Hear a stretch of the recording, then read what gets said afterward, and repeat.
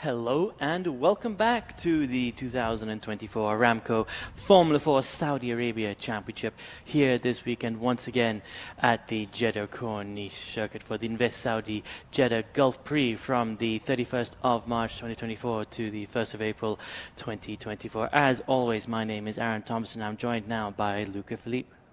Hello everybody, and welcome back to Jeddah by night.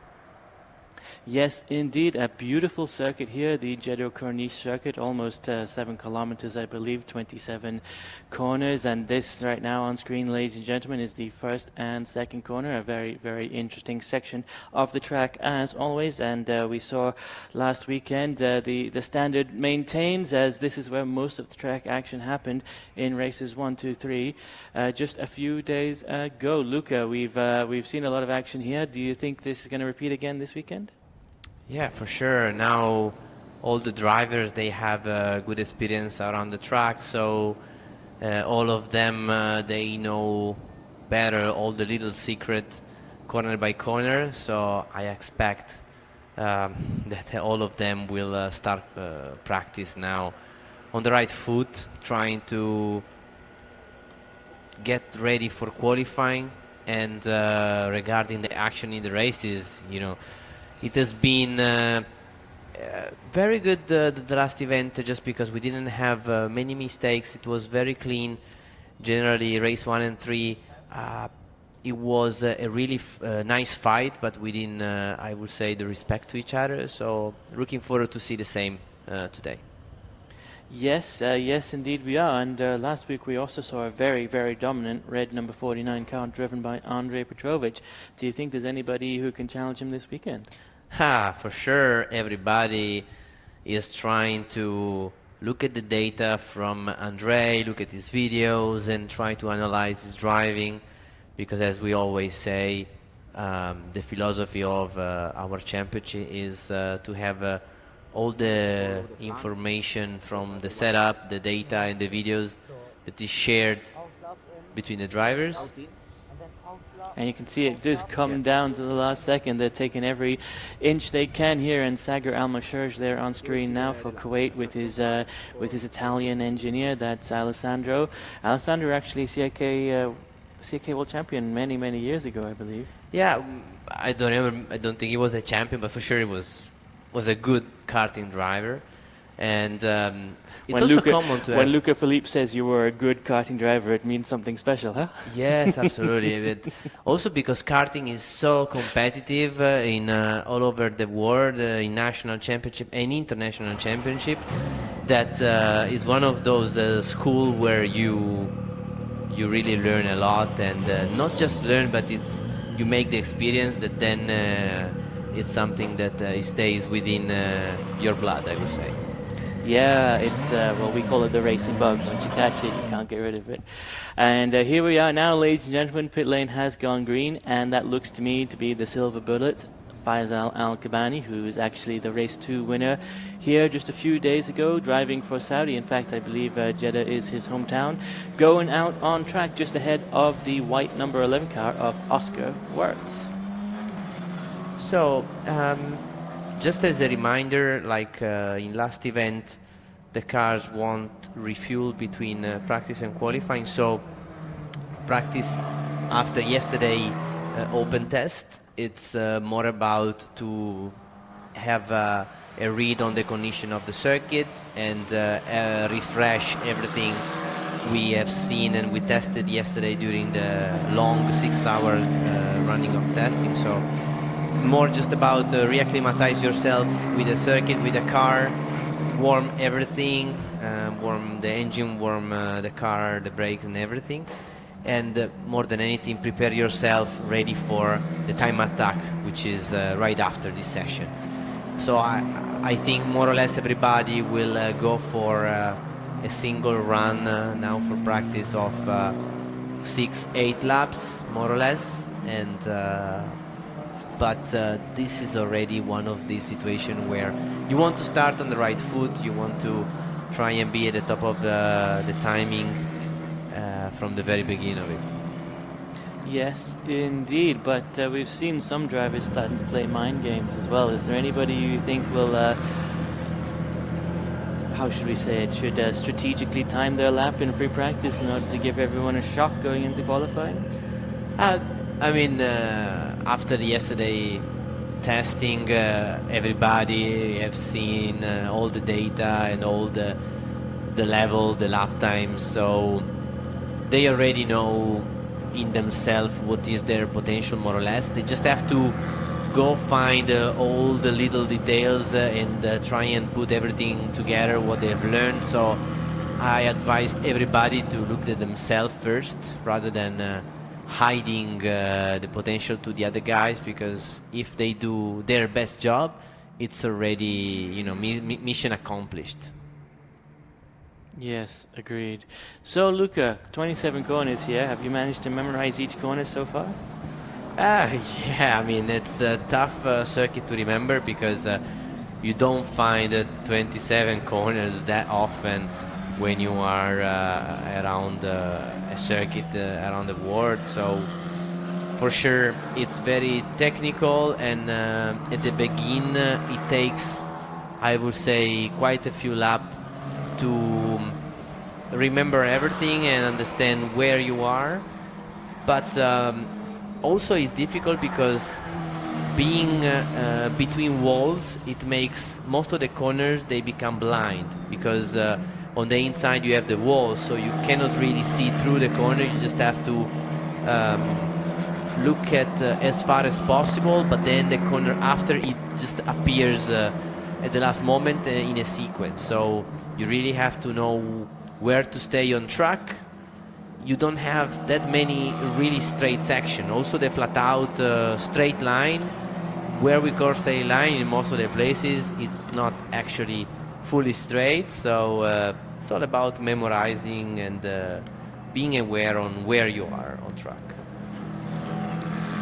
Talking about memorizing, talking about track, going down into the circuit, you always hear the driver coaches saying, you know, you brake at the 95 or you brake just after the 50. How do you determine that, and how do you, I mean, are there different points? Do you like see that, you know, that one green seat in the bleachers, that's where I want you to brake? Or how do you tell the drivers?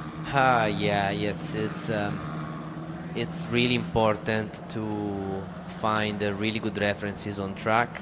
So every time before going on track, we give them a track map with all the information we have in terms of driving line, where to brake, where to accelerate, where to turn, what gear you put in the corner, which curb you want to use more, which you don't want to use at all, and this and that. And we go through the track walk and analyze everything. And then during the sessions, if we see some of the notes that we made that there is an evolution of the track, or we find new important references that we think are important, then we update all the time this document for all the drivers. So it's open to everybody, and but then all the drivers, they have to make this document for their prospect from their point of view in the car, because when you are sitting in a car, then you have to find your own little things. We try and help them as much as possible, and looking at videos and data, believe me, you can get very accurate. When you say brake 3 meters, 5 meters later, when you are at full speed in 6th gear, more than 200 kilometers per hour, sounds silly, but actually is one of those things that little by little it helps you to improve in every session. If you don't have good references, you can be maybe fast one lap, but it's impossible for you to be consistent and to make sure you improve from one section to the other.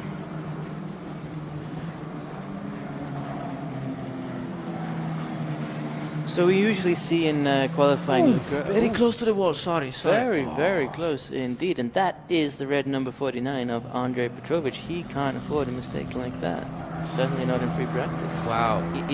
You know what? He went too much on the exit curve, and the exit curve at a certain point, he pulled him over to the left-hand side towards the wall, and he literally missed the wall by inches, if not millimeter. So well, you know, is really looking strong and potentially the guy to beat. So, like you say, he can't afford a mistake. He's in the lead in the championship. He made it happen by having an almost perfect weekend last week. So I told him, you're now the guy that just has to do his job. You don't have to now take too much of a risk. So he didn't listen, huh? It's now back No, on you know, track. drivers, they have this characteristic, they don't listen. Well, it wouldn't be entertaining if they did, would it? So, back to the pit lane now. We can see a yellow car. That would be Omar Alderaan. Is just going out on track. Did you have a chance to talk to Omar in the few days in between the two races, Luca? Because he was battling up there with Faisal Al-Kabani. But let's have a quick look at the replay of Andrei Petrovic. So this is the long main straight with the hard braking zone where you brake at 80 meters, 90. After the 100 meter, then at the apex turn 1, and then turn 2, then on power on the exit curb. And then He did touch a little bit, didn't he? it's really hard to say if it was just the shadow of the tire on the wall, or if it, I don't know. I hope not. It continued pushing, so I guess it's all fine. But it was risky, eh? That was risky. Yes, indeed. On screen now, the white number 10, Federico Alvarez, is on an out lap. He's letting everybody go past who's already doing a push laps. How hard are these drivers going to be pushing in free practice, Luca? Or are they're just there to warm up, basically, are they? Yeah, but I'm sure they will push. Like we see now, 2:08 is already like good lap times because we just started the day. So what we say is that the circuit is a little green, which means is you still have to clean a little bit the racing line, and it will become a little faster through the session. But maybe high 7 is the fastest you can go right now on the used tires, but also low weight is already like a good lap time. Of course, we're the feature event here once again, so there's no other support categories putting rubber down. We don't have F3 or F2 putting rubber on, or F1 even putting rubber on the track. So we do see that the lap times suffer because of this, but not to worry, ladies and gentlemen, there's still a lot of action to come. On screen now, the purple number 8 car of Amna Al-Kabasi. She had a quite strong weekend, a quite strong season, I should say. Does she have any plans for this weekend other than to win every race? I mean, she has a great potential to unlock, so I guess this weekend the qualifying will count more than ever, as with everybody able to test and do a race event already. I think the top 7-8 will be very close, within few tenths of a second, and Amda for sure is one of these boys and girls that is gonna be up there 100%. Well, she has been all season so far, so I wouldn't be surprised at all. Hopefully we see her back on the top step of the podium, as she was in Kuwait for the second race of the second event there, I believe. But Luca, from your point of view, we've had this conversation last weekend, and I put Oscar Wertz in pole position. Who are you betting for this weekend? Wow. So, in theory, the easy pick, it will be Andrei, as he has been generally the quickest. I will go for Federico Rifai, as if he wants to fight back for the lead of the championship, then he has to, is in his hand to make the move now. So yeah, I'll say Al Rifai, even if for sure Petrovic and Wurz, they will be all close together. It's gonna be interesting. We also have Sakira Mosherji that has been improving incredibly, and he will be fast. And Kirill Kutskov as well. I think he's been the second best after Andrei in the last weekend here in Jeddah. So I think he likes this place in particular. So Kirill is also one of those guys that can fight for the pole. Yeah, well, we saw that last weekend. He was up there in P2 in pole, which is his which is his best performance in qualifying all season. He definitely seems to be jibing well with this track, and on screen now Federico Alrifai with his engineer, that's Diego on the left hand side of the screen. Looks to me as if he's come into the pit lane to change tyres, and is probably just about ready to get ready to go up for qualifying. Yes, so basically now they have the first run just to make sure that the baseline of the car is okay, and then they will have the time to prepare the car for qualify.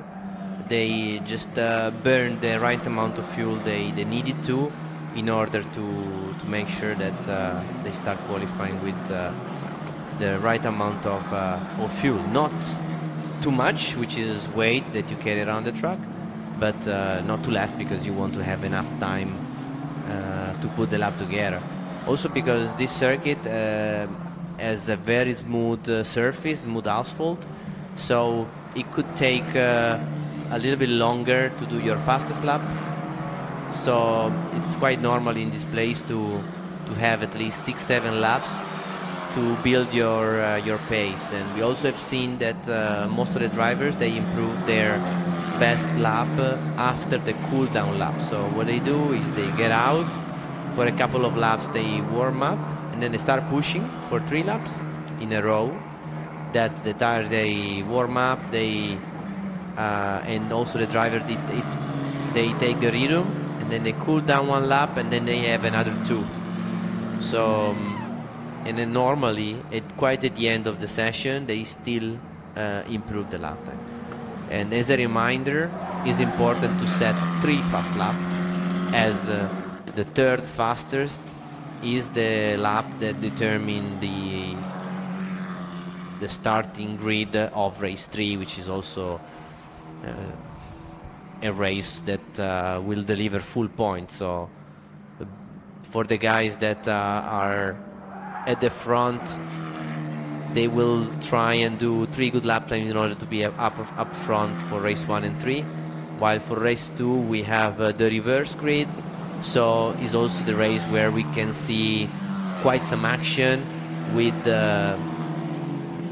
some other guys that normally they start still up front but more in the middle of the group, that they can try and fight for victories. We have seen quite a few different drivers winning the reverse grid, as we have seen Omar Al-Valed and Al-Darayan. Then we have seen also Al-Mosherji in Kuwait, as we have seen also Amdal Kubezi and Faisal here in Jeddah. So definitely the reverse grid has delivered many different winners, and any result is potentially possible. Well, maybe the most interesting race for me, because the battle now between Faisal Al-Kubani, who won race 2 last weekend and in the silver number 7 car driving for Saudi, and his compatriot Omar Al-Durain in the yellow number 18 car, is extremely intense, and this second race is going to be very, very interesting once again. Yes, and I believe that these two, they are good friends, they respect each other, they are both from Saudi Arabia, but they had a fantastic fight, and it has happened for Omar to win the fight in the past, but now here in Saudi last weekend was Faisal that was able to overtake Omar and go for the win. That silver car on screen now, ladies and gentlemen, that is Faisal Al-Kubani. We call him the Silver Bullet because it is a beautiful vehicle cruising around the circuit. Now let's have a look at the timing screens. Faisal Al-Kubani, ladies and gentlemen, currently doing a 2:09.333 with 7 laps under his belt, still warming up his car, getting ready to go into qualifying. Of course, warming up himself and his mind, his mental state is probably the most important thing in this session. Getting ready to go and getting everything started for qualifying. That's coming up very, very soon indeed, ladies and gentlemen. Qualifying, just for your information, should be at 8:45, I believe. guess 8:45.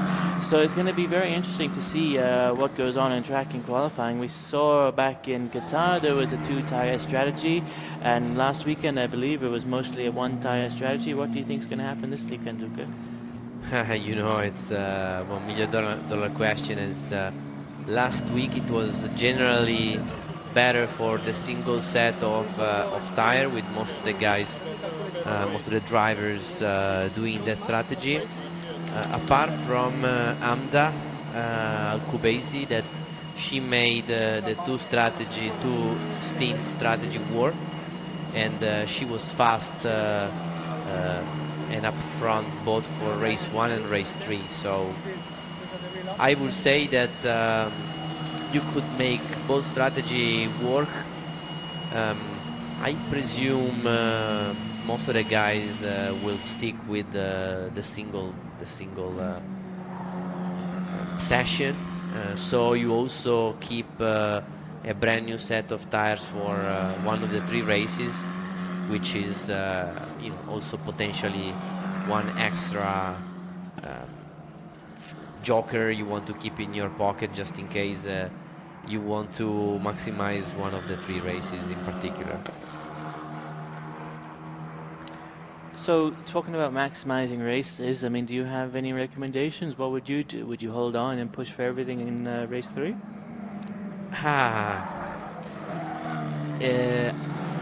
Every time once you are done with qualifying, then it's important to understand where are your starting position for the 3 races. Then you have to understand which one of the 3 you have the best opportunities, and keep the tires for one of the 3. And then for the rest of the event, then you just have to basically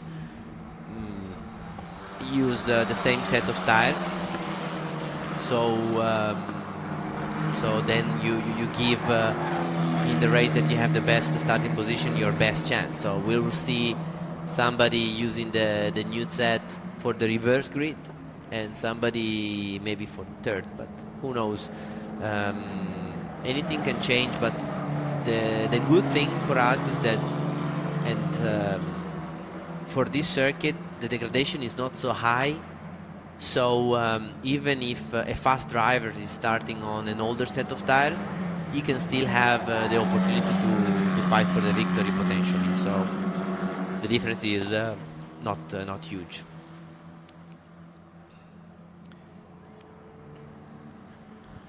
On a longer track like this, Luca, especially a flat-out track like this, I mean, are the differences between lap times, would you expect them to be smaller or larger? Would it expand the Coriolis effect, or would you expect something more bunched up grid? No, I mean, in a circuit like this, it would be normal to have bigger gaps in between cars, as the lap is generally longer, and then it's really tricky. It's mainly a street circuit. I mean, it is a street circuit. It's just that it now became a sort of a permanent semi-permanent. Yeah, exactly. It's a permanent street circuit, so a bit unique from this point of view. So it's still a street, so it's technical. So you have to really try and stay as close as possible to the walls, and it's not easy. So you would expect for the gaps to be bigger, but actually, as everybody is improving themselves, everybody is learning from one race to the other, then we tend to see gaps always smaller, just because of that. I think everybody is learning from its mistake, and everybody is learning from each other. So they are pushing each other to a higher level, which is something that it's definitely very positive. Now we have Sakero Mosherji in 2nd position.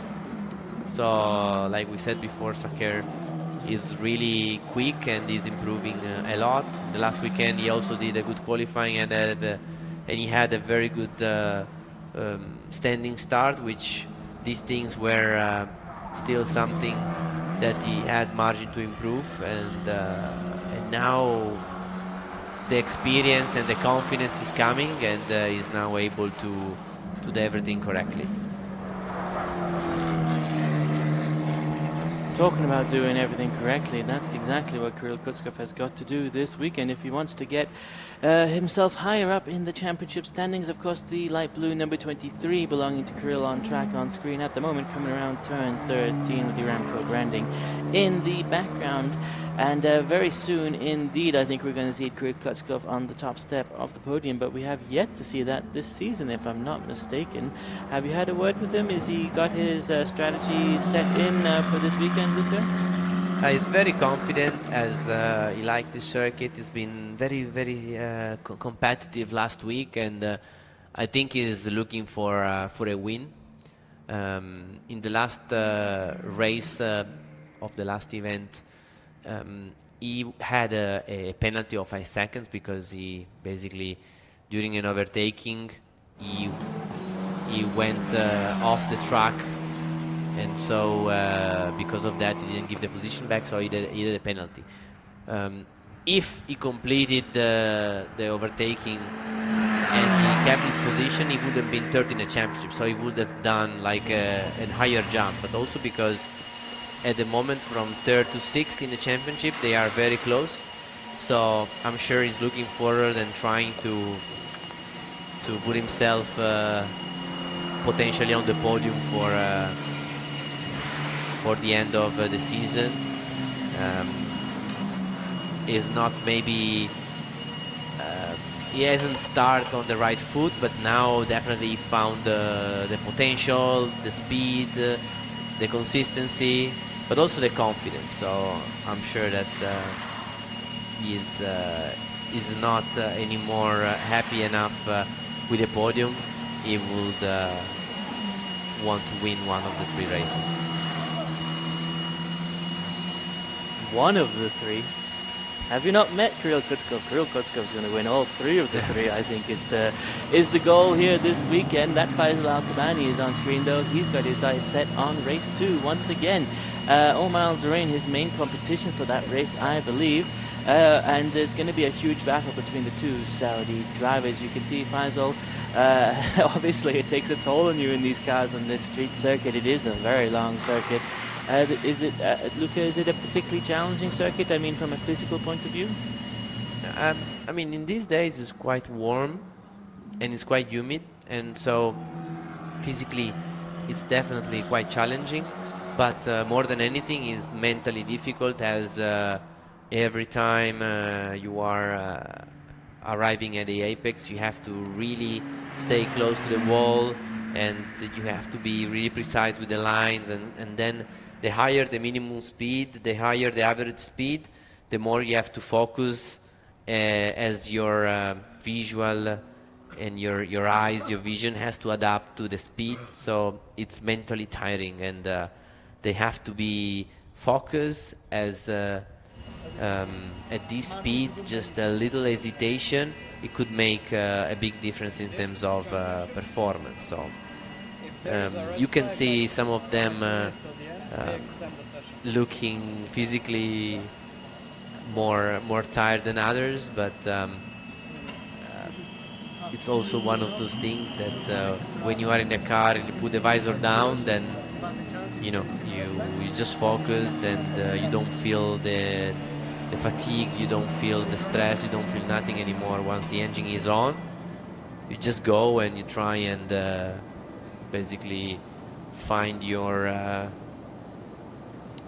mood in your little space on track and in the car, like a little bit in another dimension. Does everything sort of fade away and you just see asphalt in front of you and speed lines? And yeah, and when that happens and you are very focused, then you have a weird feeling about how the time goes by. Like sometimes it feels faster, sometimes it feels slower, but it feels definitely different when you are really focused, and especially in a street course, you feel more this feeling of trying and get yourself in this maximum focus. maximum focus, maximum speed, maximum everything here at Formula 4 Saudi Arabia, fueled by Aramco, and of course coming to you from the beautiful Jeddah Corniche circuit. On screen at the moment we have Kirill Kutskov. We spoke about him a few times here in free practice. On the right hand side, that's Felipe. Felipe, of course, his driver engineer, the driver engineer responsible for doing exactly what you would expect, speaking to the driver, going over the data, making sure every ounce of performance from the driver's point of view is on track at all times. Now on screen we have Osama Gazaz. Gazaz here is the data engineer, or the car engineer, for this light blue number 23 this weekend. Gazaz, a trainee engineer, paired with one of our winning European car engineers, of course, to develop the local Saudi talent. On screen now, the green number 99 of Abdulaziz Abu Zanad. Abdulaziz moving forwards in leaps and bounds every event. He took a rookie third in Qatar, and I think he's going to be aiming for another rookie podium here this weekend. Have you had a chance to talk to Abdulaziz this week, Luca? Yeah, he raised his bar of expectation, but also of quality of driving. So he's been pushing really hard and is very motivated. But now we're really starting to see all the results of the hard work that he has done in these few months. Like, he arrived in the championship with basically no experience in racing cars, very little experience in motorsport in general, but is learning fast, and especially is very motivated, and he asked himself a lot. So he just wants to improve, and I think deep inside he really wants to become successful sooner rather than later. Potentially, if next year he will continue this championship, he could be one of the contenders. He has a lot of potential, but also the hunger to improve. Yes, indeed, the hunger to improve. Well, we've seen exactly what that can deliver. And in free practice here, we see again Andrei Petrovic on the top step. But that hunger to deliver has put Sagar Almashirj in P2 for free practice, and that might make things very, very interesting in qualifying. Let's have a run over now the results from free practice, ladies and gentlemen. In first place, Andrei Petrovic with a 2:08.213, but we expect that to move dramatically in qualifying. Up just behind him, Sagar Almashirji from Kuwait, driving the light blue number 5 car. They are followed by Oscar Wirtz, Suleiman Zanfari, and Hamda Al-Ghabaisi, while Kirill Kutskov, Federico Al-Rafai, Omar Al-Darain, Faisal Al-Kabani, and Amna Al-Ghabaisi round out the top 10.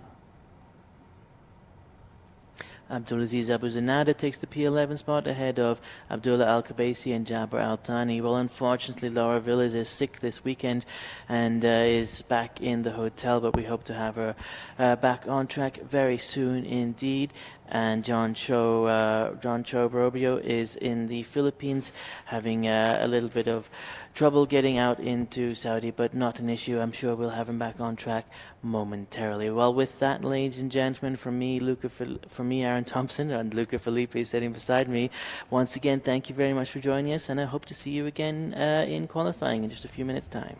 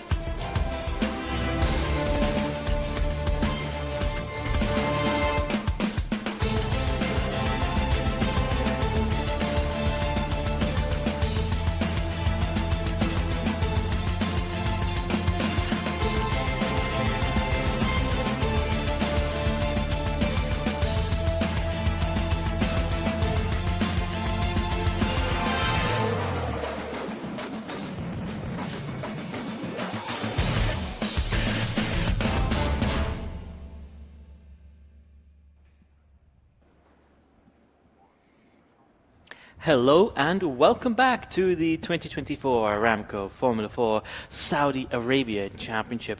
Of course, as always, we're coming to you live now for qualifying, and my name is Aaron Thompson, and Luca Felipe is joining me, and in just a few moments, ladies and gentlemen, we'll go green at the end of the pit lane, and I'm sure we'll be led out onto the track. We're ahead of the procession of the drivers for the beginning of the qualifying session. We're just hot off of free practice going into qualifying now, and Luca Felipe predicts Andrej Petrovic on the top step of the podium, but I think that light blue number 5 car, Sagar Al-Masharji, has something to prove this weekend. Yeah, I agree, for sure. The boat will be really quick, but it will be a tight field.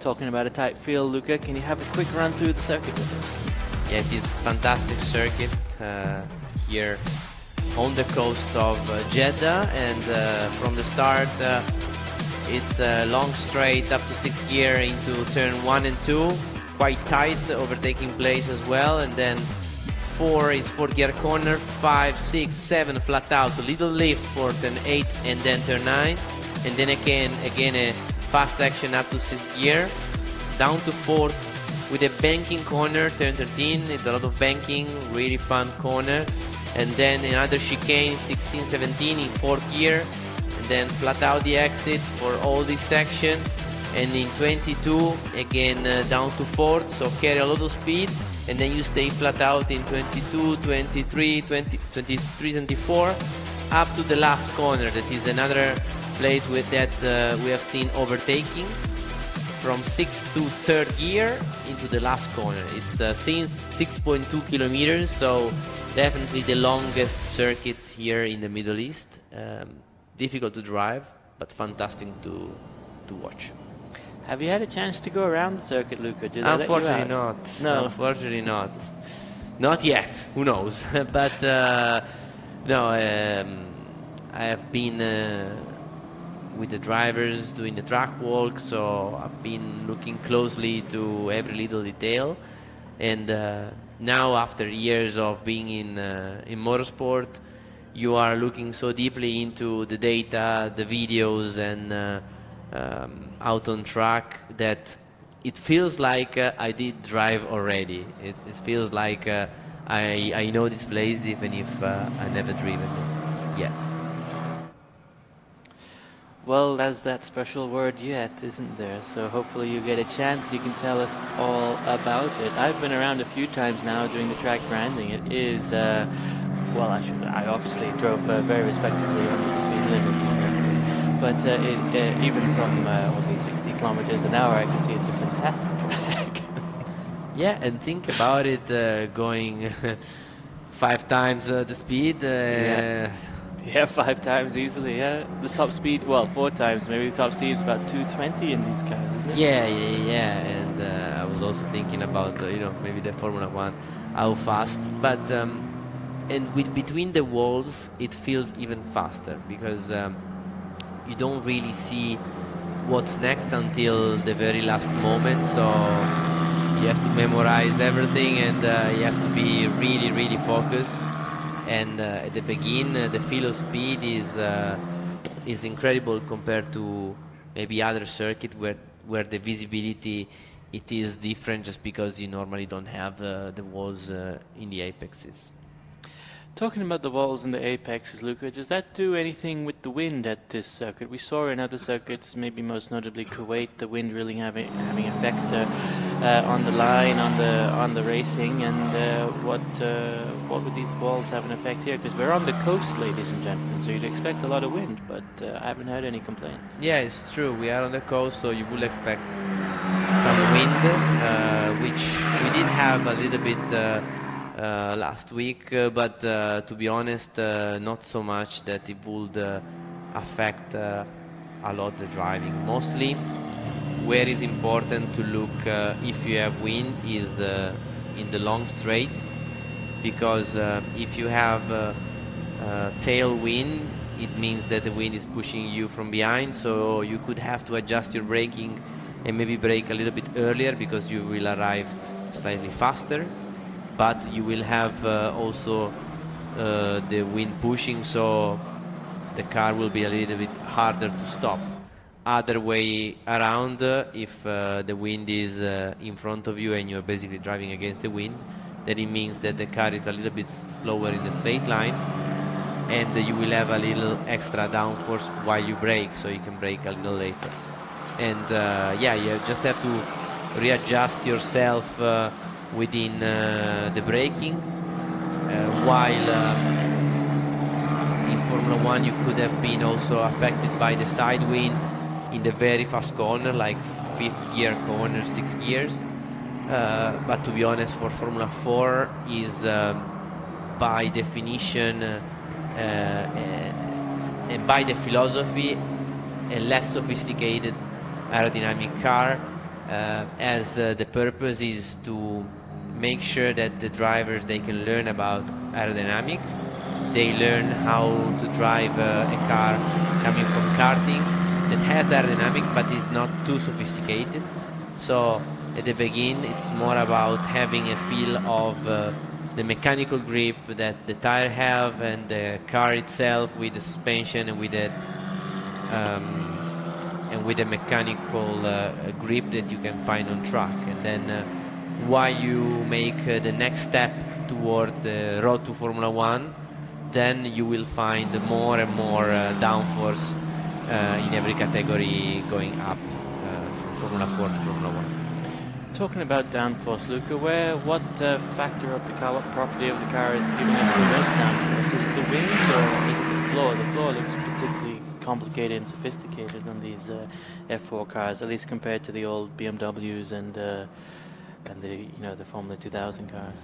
So yeah, for sure they try and make the floor being very efficient, because the floor basically generates the downforce from underneath the car, with the air going basically in between the surface, the asphalt, and the underbody of the car, so the floor, and then generating the downforce by making the air accelerating through the length of the underfloor.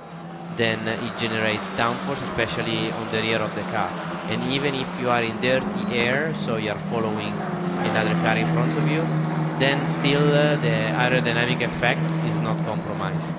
And so there is quite a lot of downforce generated from the underfloor. Then the rest is done by the wing, so the one you have at the front and the one at the rear. In Formula 4 you have basically the main flap only, so one big flap at the front and one at the rear. So this is why it's a little less sophisticated compared to higher categories, but it generates downforce for you to have more grip. That for sure is a little more effective when you are following closely another car, compared to all the downforce that is more generated by the bottom. This is why, because when a car goes in the air, through the air, basically it generates a bit of vortex in the air, and the vortexes, when they go on the wing, they don't have the same efficiency compared to when you are just alone by yourself and you have the maximum downforce possible. What they guess is 5 seconds in between the car in front of you for you not to be heavily affected. Lower than 5 seconds, you still have quite a bit of efficiency that is changing by following a car. In a circuit like this in Formula 4, this is why we have Amdal Kubesi following Zanfari. She can benefit from the slipstream more or less at this distance, which is roughly, 50 meters, 70 meters distance.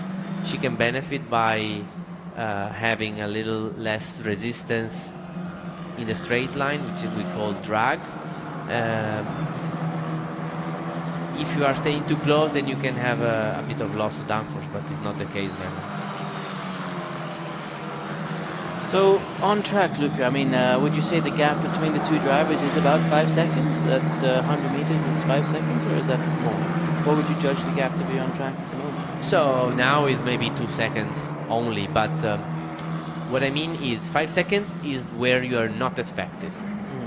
But Right now, there's a sweet spot between the drag, between the slipstream and everything. yes, exactly. So if you are over 2 seconds but less than 5, then is where you have potentially an advantage in a very fast circuit like this, that you can benefit from the drag in the straight line, but still having a good downforce in the corners where you need it.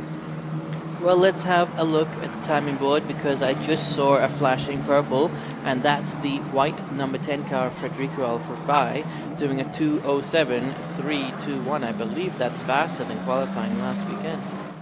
Yeah, for sure, it's already a good lap. We have seen 7.0 yesterday in the test, so we're already getting very close to what we have seen is the best lap time we did so far around the circuit. I really hope that we can go into the 2:06. It will be basically our record so far, so I'm really looking forward to that. But 2:07.3 is already a really good lap time, so Federico is really on it, is on fire, and is pushing hard. I think I may have mistakenly misquoted you at the beginning of qualifying, because you did mention in free practice Federico Alfafai might be up there in pole position. I mean, he really has to try and fight back from Andrei Petrovic, as Andrei had such of an incredible weekend that the only way is to try and put in pressure, and he has to do it from qualifying if he wants to have an opportunity. Yeah, qualifying is so important nowadays. You really have to start up there in the top spots, and that's exactly what Federico is trying to do. Run a little bit wide there on the inside of that corner, Luca. Maybe pushing a little bit too hard, but we're down into the 2:07.197s now. Second lap time from Federico Alfafai. Of course, Federico in the white number 10 car on screens at the moment, pushing as hard as he can push. Coming down now into turn 13. Where's the braking point for turn 13, Luca? 13 is 70 meters, so just before the 50.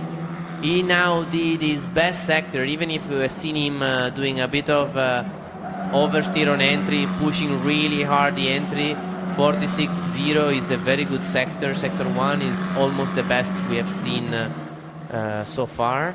And so let's see if we can even improve this 2:07.19 that he just made, which is already good, but potentially he can keep improving. Talking about improving, where is Andrei Petrovic? Is he not yet out on track? Is he still in the pit lane? He seems to have just jumped up the timing screens.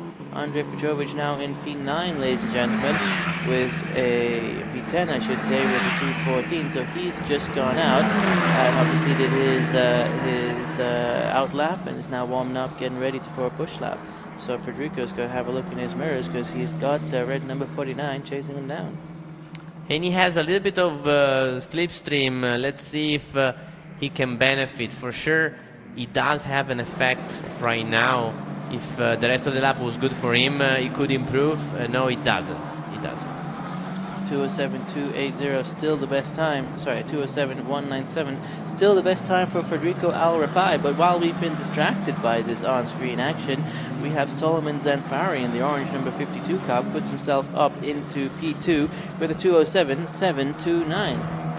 So now Suleiman is in the pit, so I expect Suleiman, with 18 minutes to go, is going for the second set of new tires. So like he did last week, is on the strategy of the 2 sets, which let's see if he can benefit from that. Well, talking about benefiting, Omar Al-Durain just went around the outside of Federico Alfafai. That was the yellow car on the right-hand side of your screens a few moments ago, so he may be a little bit waylaid in this lap time, but down into the pit lane, you're exactly right, Luca Philippe. That's Solomon Zanfari in the orange number 52, putting on new stickers. Yeah, so with 17 minutes to go, then he has the right time to go out, warm up, and then try to set a quick lap time towards the end of the session. Kirill Kuskov is now on a quick lap with a very good first sector. Yeah, best first sector of the whole grid so far, 46.74. So he's in P4 at the moment, but we've seen him up in P2 in the previous qualifying. So he's definitely got the pace, and that first sector proves it. Coming around the second half of the track now, I believe he's just coming through turns 15 and 16. Lots of time left to go, and this flat out section, does he prefer this flat out section or the slower, harder corners, Luca? I like it all, to be honest. I really like the really fast, twisty part that goes from turn 4 to turn 10. I think it's very challenging, really quick, and this is what we have seen here.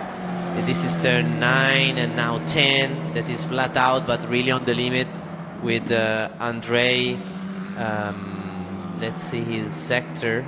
He hasn't done yet a super quick lap, but I'm sure that now he's starting to push. Now he is starting to push, ladies and gentlemen. 46.0. Yes, indeed. Very close, within 600ths of a second of the best time so far, which is actually now in the hands of Sagar Almashurj, who just sets the fastest first sector of qualifying, 46.91. Yeah, with 15 minutes to go, we had halfway through the session, and we see everybody now is improving the lap time and the sectors, so definitely. And Federico Rifai is going for the second set also. Federico Rifai on to the second set. You may well have predicted correctly, Luca, but I don't know. I've got a feeling about Sagar Almashurj with that purple sector number 1. Yeah, looking forward to it. Definitely, he's also learning how to use the new tires. Is something that when you are a rookie like him with little experience, it takes a bit of time to learn, but he's improving a lot day by day. Let's have a look at the top 4, Luca, or the top 5, or even the top 6, or even the top 7, Luca. I mean, imagine a grid with Federico Rifai, then Andrei Petrovic, then Kirill Kotskov, then Sullivan Zanfar, then Sagar Almashurj coming down into turn 1 is going to be very, very interesting indeed. As, ladies and gentlemen, Andrei Petrovic puts himself up into the top spot, into the second spot, I should say, but not for very long, because Sagar Almashurj is a 2:07.164. Let me say his name correctly once again. Sagar Almashurj, he does a 2:07.164, puts himself in pole position and knocks Petrovic down into third, onto the second row of the grid. A huge round of applause there for the light blue number 5 car driving for Kuwait. Okay, maybe we can increase the bet a little bit now, Luca. Yeah, I mean, it's still 14 minutes to go, but he now found the rhythm and also the technique to warm up the tires properly and improve himself again in the first sector. He now is the first one to go below the 46 with a very fast sector 1. Really looking forward to see him in the rest of the lap. Sagar is really focused and improving day by day. He has a very nice technique of driving. He's looking after the tires, so also normally in the long runs is very smooth, isn't he? He's like 2 fingers on the wheel, just touching it around the corner, isn't he? Yeah, absolutely. Soft touch and slow ends when he drives, where he can be really precise, and this is definitely a positive aspect when you are looking after the tires. Let's hope it is not affected by traffic going into the last corner. Yeah, I believe it's not, so it's positive. You can focus on the braking for turn 27. Is this another push lap for Sagar? Yes, I mean it's purple sector 1, so he's trying to improve himself, and if he hasn't been affected by the traffic, he could. 7-0. Even better again. Even better again. So that sets him up for race 1 and race 2 now with a fantastic time at 2:07.51. Fastest man on the grid by 1/10 of a second. Second fastest, the Federico Rifai in the white number 10 car. But Federico, we've seen, has put on the second set of new tires and is back out on track now on his out lap. Yeah, and while Petrovic is now quick in sector 1, but he's not performed as we have seen yesterday, as we believe that he could, as we have seen him doing very low 7, like 7-0, he did more than once. I think he's now slowing. Yeah, he is in a cool down lap. Do you think maybe that little bit of squirrely, almost hitting the wall action coming out on the exit of turn 2 is maybe giving him a moment's pause? He doesn't need to win every race at this point, he just needs to be up there for every race. Yeah, you know how it is, motorsport. Anything can change within a very short time. So from this point of view, yeah, he shouldn't risk, but is not safe with a 274, as I believe Omar also is a 274, improving himself very close to Andre, so Omar also found a good pace, and yeah, never count Omar out of the equation. Well, you couldn't miss him. That yellow car looks fantastic on screen, and with a 2:07.469, he's just 0.03 of a second away from Petrovic in the third position place. And of course, both drivers still on track and pushing for a faster lap time. And we have seen, or at least I'm told we've seen by Luca Philippe, that after the second or third push lap, it might go faster again, because the circuit's quite gentle on the tires. Yes, we have seen most of the guys, most of the drivers improving after the cool down lap. So after this cool down, we will see both Petrovic and Almosergi pushing again, and they will have another couple of fast laps where potentially they could improve again the lap time. This is also why the cool down is not just to cool the tires, but also to bring the temperatures and the pressure down under the target. And when you push again, then you might lose a little bit of peak of the new tire grip that you have at the beginning of the run, but sometimes because of the cool down, then the temperatures and pressure, they are more even in all 4 tires, so you have a slightly better balance, so you can benefit in the driving by having a car that is perfectly balanced for the last couple of laps while you take the rhythm, and you are also learning from the previous laps, finding the limit.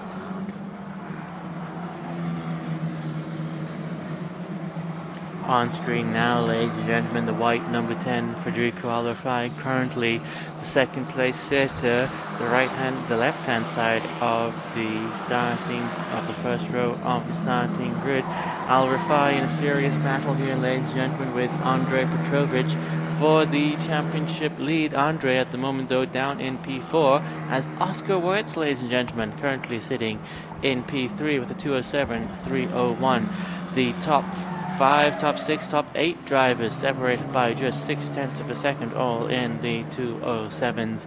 It's going to be very, very interesting here for the first race of the weekend. Of course, Sagar Almosergi, as it stands, in pole position. I don't want to give him the commentator's curse, but somebody did pick this in free practice. Watch out, we have both Andrei Petrovic and Omar Alderani on a very fast lap. Both of them, they could try and improve the lap time. Petrovic, yeah, it does improve to 7.3, but it doesn't make a jump in terms of classification, while Oscar Wirtz goes up to P3. Oscar Wirtz P3, 2:07.301. Andre Petrovic P4, 2:07.340. Omar Alderane P4, 2:07.469. Can he improve as he goes across the start-finish line? 7.3. Yes, he does. Very, very nice indeed. That battle for P3 heating up here in qualifying.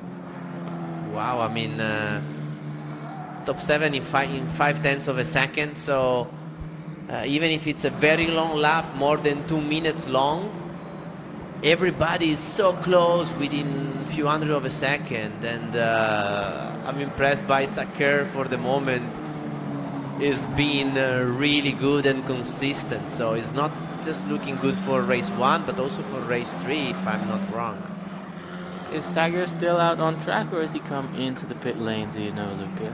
He's still on track. He had a cool down lap, and then he had a so-so lap, not so fast. Also this one is not looking good, as his sector 1 is not so fast, so he has to find the rhythm again, because he needs a third quick lap to make sure he has a third good lap for the third race. All the drivers doing quite a few laps in qualifying. We've got Sager's done 8 laps, Federico's done 9 laps. Look at Omar.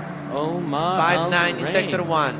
5-9 in sector 1. Very nice indeed. Of course, Omar Alderain currently P6 after Kirill Kutskov bumped him off.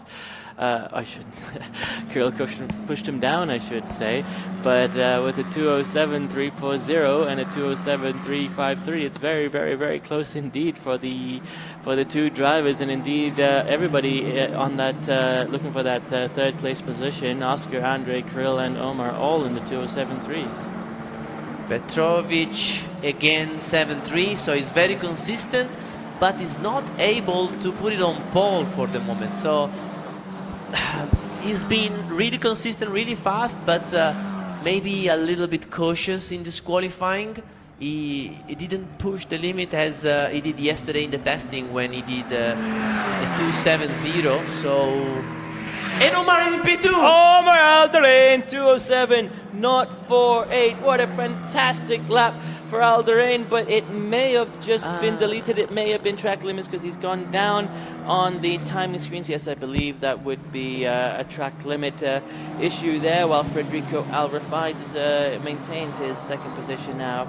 Oscar Wurz, Andre Petrovic, Kirill Kutskov, Omar Alderain, ladies and gentlemen. But you can see how fast, how hard the yellow number 18 car is pushing. And just with 5 minutes left on the board, that gives them 3 more laps. So there's every chance in the world Omar Alderain is going to put himself up onto the first row of the grid. Sagar Almashers has got to look out, though. He's got Federico Alrafai behind him. Oscar Wurz in the pit lane, so he may be satisfied with his P3 for qualifying. He may be trying to change tyres. Late change of tyres it would be, though. Andre Petrovic still out on track. His last lap would do his best so far with a 207.318, so he's pushing hard. But on screen now, ladies and gentlemen, the yellow number 18 of Omar Alderain, who seems to be on another push lap, and he's gonna be giving it everything he has. But his first sector, ladies and gentlemen, is a 46.268, which is not his personal best, so he may have just run out of tires at this point. Yeah, or maybe a slight mistake, or maybe just got overexcited when he have seen the lap time on his dashboard on the steering wheel. But I just hope he can get his head around and keep pushing and trying to get another good lap, because unfortunately his incredible effort has been deleted. We haven't seen, but as you say, for sure it was a track limit. Back on screen now, the yellow number 18 coming around the final corner of the racetrack, down the main straight. Now he goes faster and faster, as fast as he can, across the start-finish line. In just a moment, ladies and gentlemen, we will see his time updated, and I believe he does not manage to improve in this lap. As Lucas said, perhaps a little error in Sector 1. Talking about Sector 1, though, Federico Alrafai just went and did his personal best in Sector 1. Let's have a look at the track map and see exactly where the number 10 car is. I don't see him on the live map at the moment, ladies and gentlemen, but he should be coming around the second half of the circuit now, and this may be troubling news for Federico Alrafai. For Sagar Almashers. And oh my gosh, ladies and gentlemen, Kirill Kutskov has just put himself up into second position. He's going to be starting alongside the Kuwaiti native. That's Team Blue, Team Seabreeze Blue, starting on the first row of the grid together, coming down into turn 1. It's going to be very, very interesting indeed. Kutskov now with the 1:02. That is just under a tenth of a second behind pole position. Federico Al-Rafai still with his 2:07.145. Wow, I mean, and Federico Rifai also trying and improve himself. He did improve, but just for a couple of hundreds. So it's positive because it's consistent, but he couldn't quite fight for the pole position in this lap. Zanfari is now on a good lap in Sector 1. Zanfari, a 46.043, his personal best in Sector 1, currently residing in P7 with a 2:07.515, which is just 0.5 of a second off of the pole sitter. He at the moment starting alongside Amna Al-Kabaisi in the 4th row of the grid, or sorry, I should say he's starting alongside Omar Al-Durain on the 3rd row of the grid. Can he move himself up higher? In just a moment, ladies and gentlemen, we'll find out, because Zanfari coming around turn 13 now, so another minute or so and he will complete his what will probably be his second final lap here in qualifying. On screen, ladies and gentlemen, we have Andrei Petrovic in the red, number 49 car, who I believe is currently at the top of the championship standings. He is about a quarter away around the track now, and this is going to be probably his last chance to make one last flying lap. Can he make anything happen? Let's have a look at the timing boards. He did a 46.411 in the first sector, which is not his personal best and may not be enough to make a difference for the Serbian driver here this weekend. Up the top stop, up in second place, you can see Kirill Kutskov on the timing screens. You can see him on the main screens as well, as he has returned into the pit lane now, hoping that he's done enough to start on the front row of the grid. And Sagar Al-Mashaz has also come into the pit lane. So now who's left out on track? We have Federico Al-Rafai, Andrei Petrovic, Omar Al-Walid Al-Duran, and Solomon Zanfari, and of course Hamda Al-Kabaisi as well. This is the last chance here for Solomon Zanfari in the orange, number 52, driving for Morocco, coming down around turn 27 now, down the main straight. Now here we go, foot to the floor, all the way to the start-finish line. Can he improve his time as he crosses the line now, ladies and gentlemen? It seems like he didn't manage to improve. Unfortunately, his best time still at 2:07.515 in his last lap at 2:07.928, about 0.4 of a second slower than his personal best. Back onto the pit lane, you can see Kirill Kutskov in the...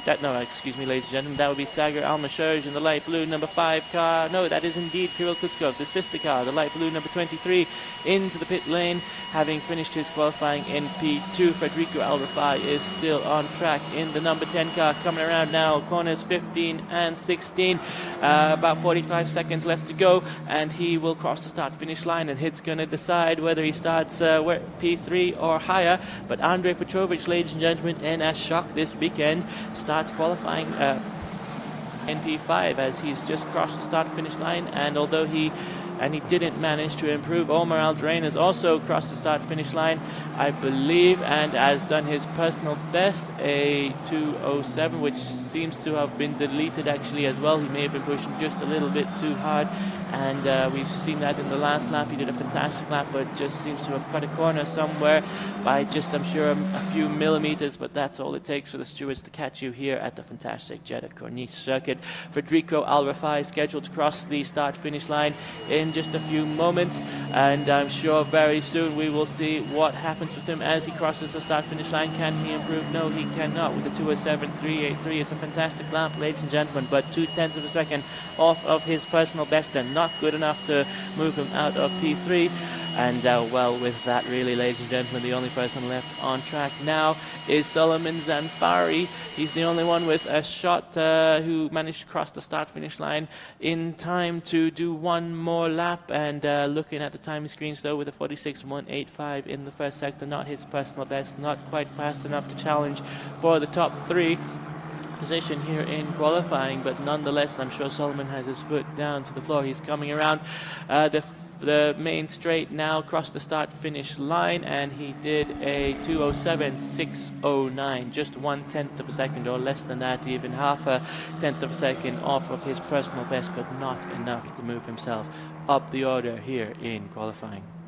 Wow, this is the closest qualifying we have seen this year. Wow, it's top 6 in 0.3 of a second, and it is super close. And for race 3, for the third fastest lap, it's even closer. I believe in 2 laps, in 0.2 of a second, we have maybe 7 drivers, and it's really close.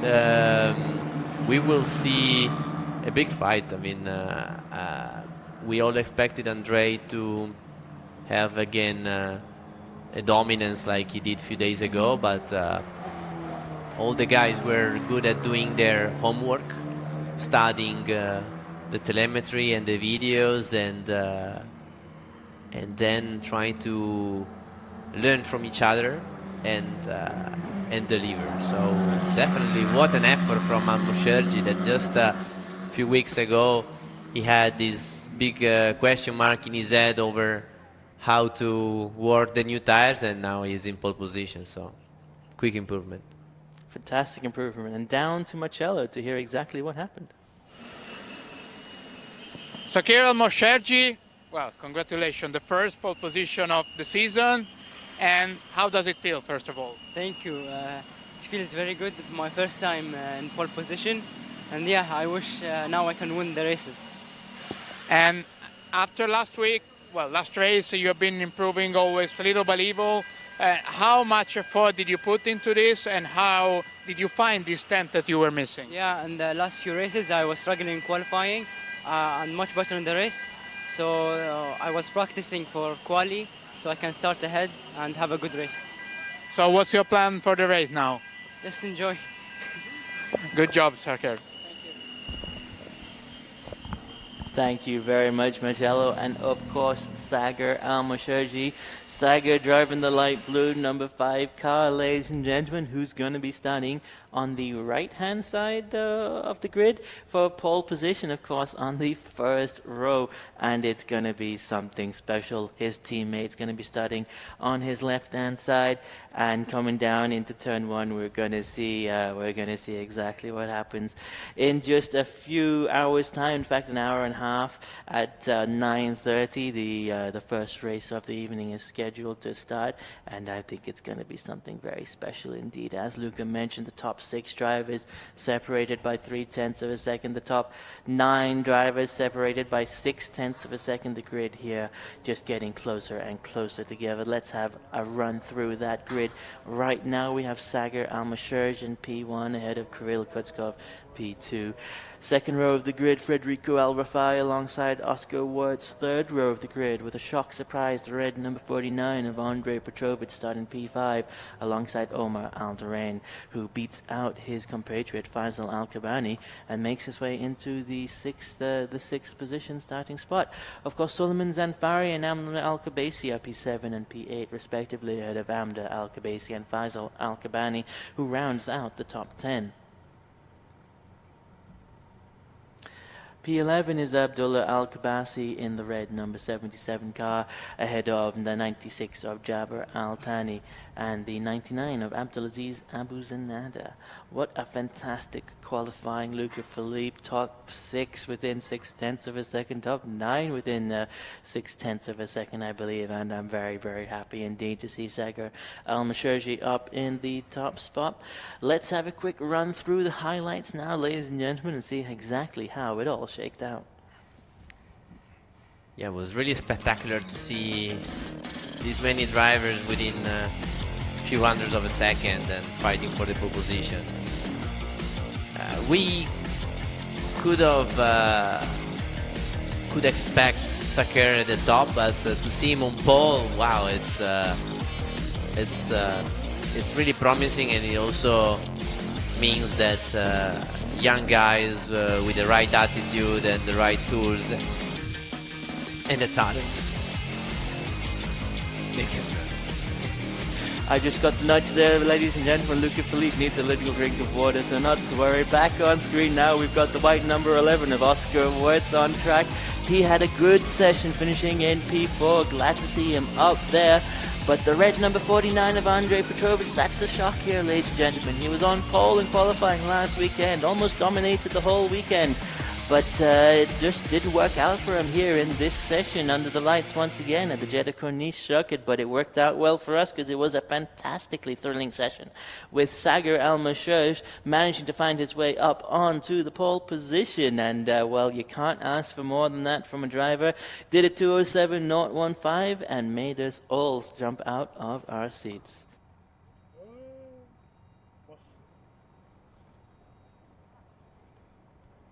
And with that, ladies and gentlemen, really it's the end of qualifying. So for me, Aaron Thompson, of course, from the fantastic Luca Felipe, thank you very, very, very much for watching. And we hope to see you again briefly for the first race of the evening at 9:30 in just an hour and a half time.